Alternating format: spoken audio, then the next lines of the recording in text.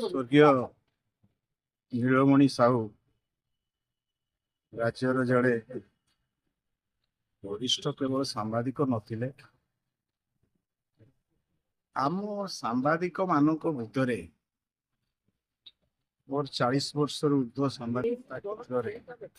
क्षेत्र में राज्यर राजधानी को लेकर ग्रामांचल सांबादिक सांबादिक मान संस्पर्श आसी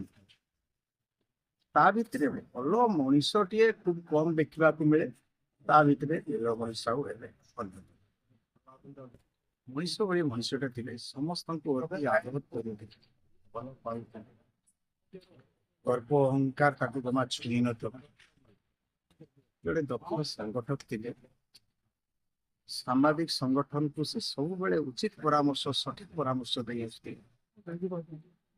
लिंग पेशादार संघर जन्म जातक देखा दिन ठाकुर से संगठन को सुदृढ़ कर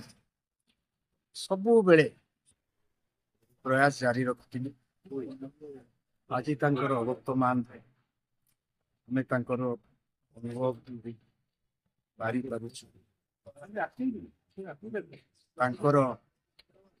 अनुभव दे अनुष्ठान को एतकी क्षति पहुंची सांबादिक जगत सारस्वत जगत निश्चित भाव बेसी क्षति दे आत्मा शांति प्राप्ति पाऊ तांकर सांबादिकतार लेखनी शैली एवर पीढ़ी को आकृष्ट करू प्रभावित करू तांकरी आदर्श रे अनुप्राणित हो सांबादिक मान समाज विकास पाई लेखनी यथेष्ट यत्नवान साहू सहित प्रजातंत्र आम संपर्क 80 मसीह प्रजातंत्र जोर देली रायरंग प्रतिनिधि भाव से मोर जोर देवा प्राय 4-5 वर्ष पर बिरडी प्रतिनिधि भाव जोर दे स्मृति तो बहुत अच्छी किंतु गोटे स्मृति हूँ भूली पारि ना जेहेतु ये संगठन सहित से जड़ित थे जिते उत्कल सांबादिक संघ राज्यर सर्व पुरातन सांबादिक संघ उत्कल सांबादिक संघ गोटे समय 2005 मसीह एक संकट समय दे गति करुला नेतृत्व अभाव देखा जाउथला संघर साधारण सदस्य माने विशेषकर ग्रामांचल सदस्य माने गोटे नेतृत्व विहीन अनुष्ठान रे अछंती बोली जेते बेले अनुभव करुले निजको असुरक्षित मन करथुले सेतकी बेले जेते बेले संघरे नेतृत्व परिवर्तन कथा चिंता करा जाइतिला नीलमणि साहू मते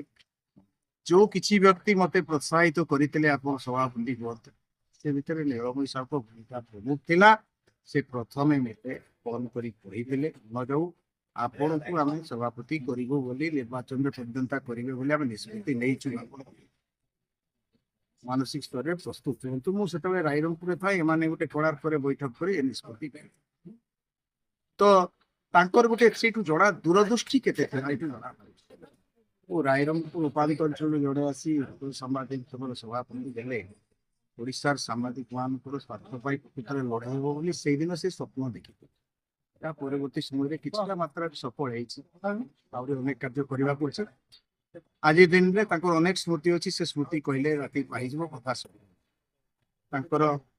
शांति मोर आत्मा शांति प्राप्ति को अत्यंत मर्माहत नीलमणि बाबू जन सांबादिक भाव में सारा ओडिशा निजर प्रतिष्ठा अर्जन करते विशेषकर मोर जन बंधु भाव में साथ मोर जो आत्मीयता